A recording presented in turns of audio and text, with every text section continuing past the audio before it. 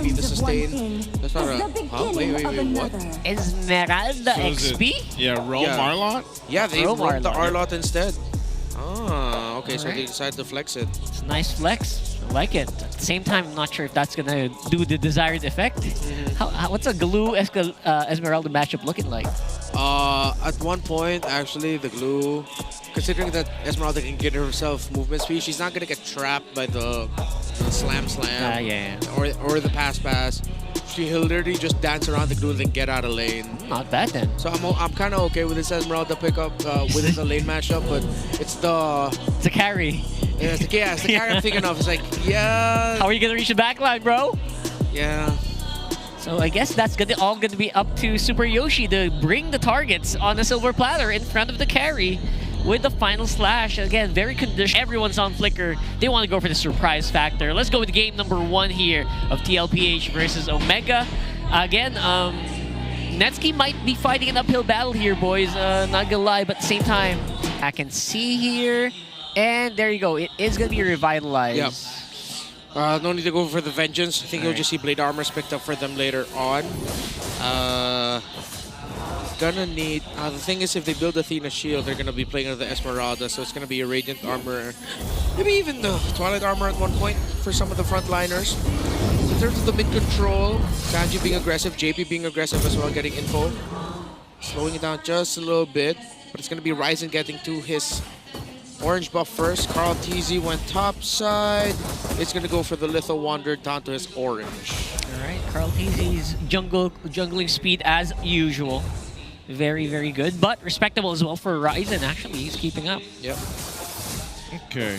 I think part of this too is since we haven't seen Super Yoshi on the Arlot yet, I think that's going to be his responsibility to go ahead and get these final slashes off, because so far we've seen the Arlot so many times in the XP lane where it's able to do so much in conjunction with your Roam, and maybe this will work out good. An Esmeralda plus an Arlot combo, but still, we also don't want to see Super Yoshi in those positions where if he's trying to force a setup with the final slash and even the flicker, and let's say he doesn't land it, then the responsibility is on James to help the team and peel and play that front side. With so much crowd control on the side of Team Liquid Philippines, it's understandable that Ryzen rushed his tough boots first, so he gets the control reduction time on him, while Carl TZ is already on the way to War Axe. Yeah, I was wondering as well if they were concerned at all.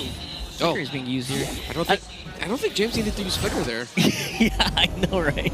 Waste. Maybe they didn't estimate how many people were on the map. Yeah. Maybe they thought 3 people were there. Now we're gonna see a bit more scuffle here. TLPH definitely looking ahead. Oh, they're gonna go for the turtle. Carl TZ will go ahead and get with the retribution. The fight's gonna break out anyway. AOG from JP.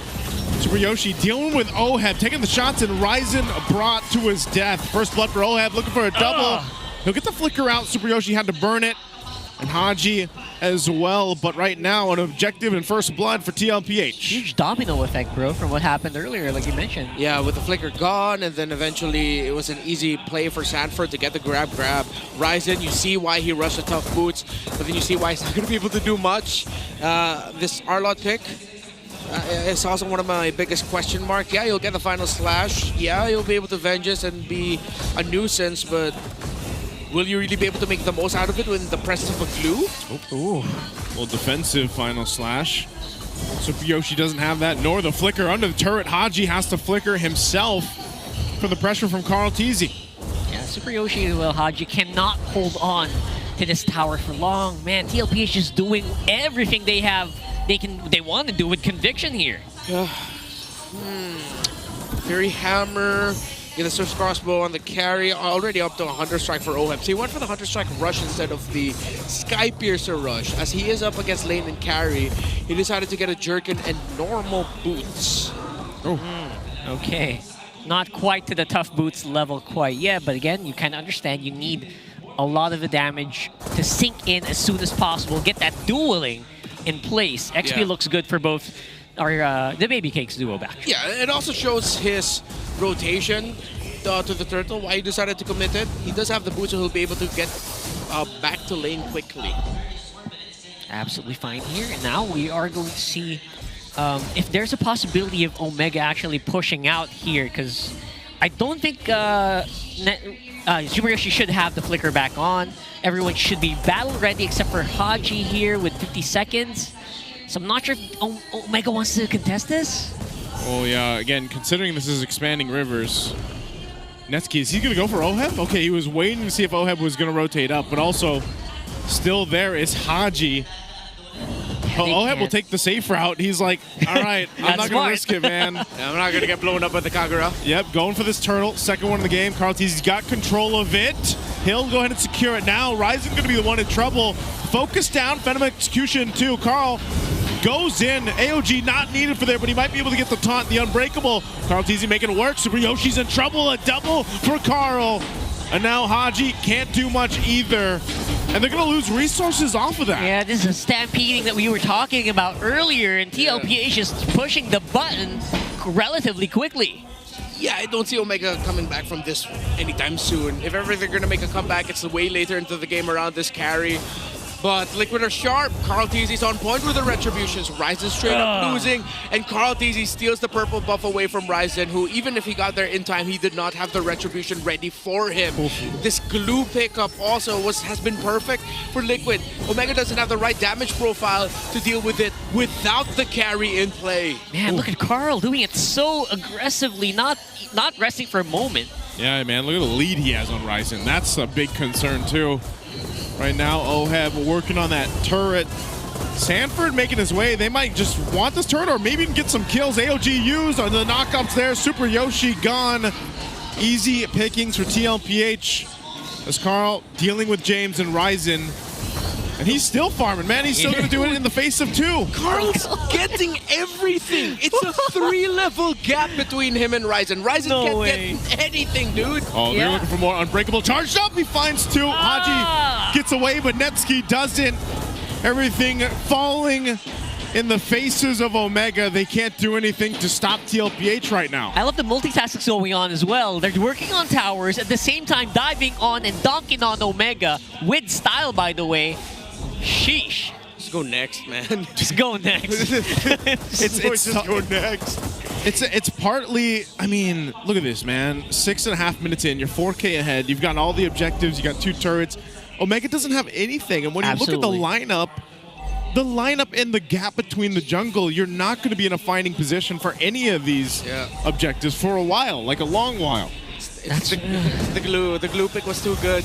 The fact that Sanford even decided to go for the Molten Essence, of course, Molten Essence having a bit of a DHS style effect, stacking magic defense reduction as well. So the fact that he just got that early on, and then when he's mounted on the Ryzen's going to be feeling that quick.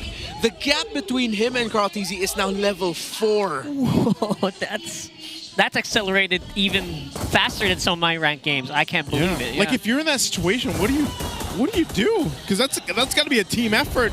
Sanji playing the bait here. He pops the beacon, but they're just going to zone them off the tier 2. There's the Unbreakable again. James trying to get away. He's going to get dragged back and a shot, but Carl Teasy will get the kill. Oheb there just to provide the damage, and they already get a Holy Shield down under the 8-minute mark. Contrary to games earlier, this might go quick. Oh, Netsuki's got nowhere to go. He's gone. Goodbye, Netsuki. TLPH looking for Super Yoshi next. He tries to get away. He will flicker. But again, he can't help his gold laner. They could look mad. Like after they lost that sweep to Aurora, they just look pissed off today. Yeah. It's unfortunate for them, but a guy that it's Omega that's standing in their way.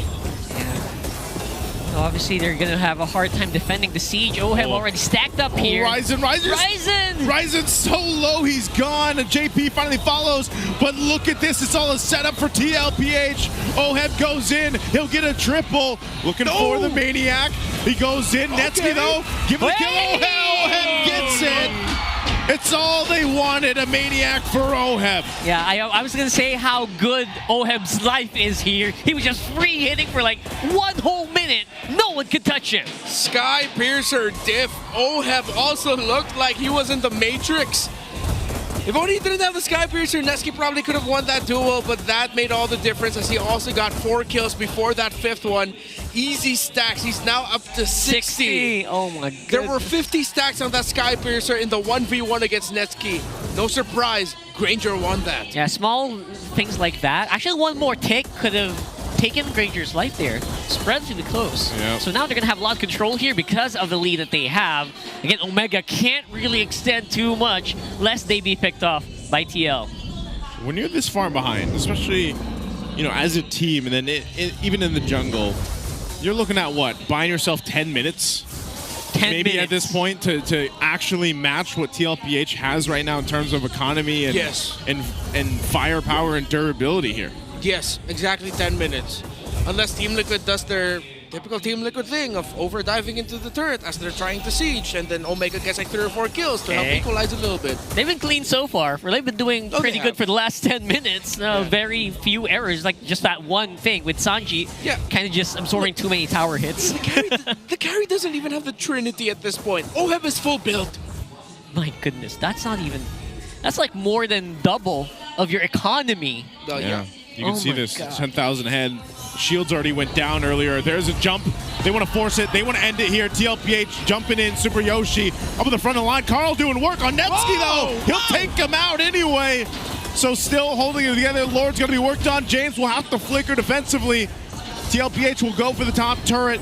They see the game in sight. They'll go in for it anyway. They're going to look for the end. They'll focus on the base after picking up a couple kills. Ryzen and Super Yoshi can't do anything but go to the fountain. JP will jump in anyway. They know they've got this game. It's a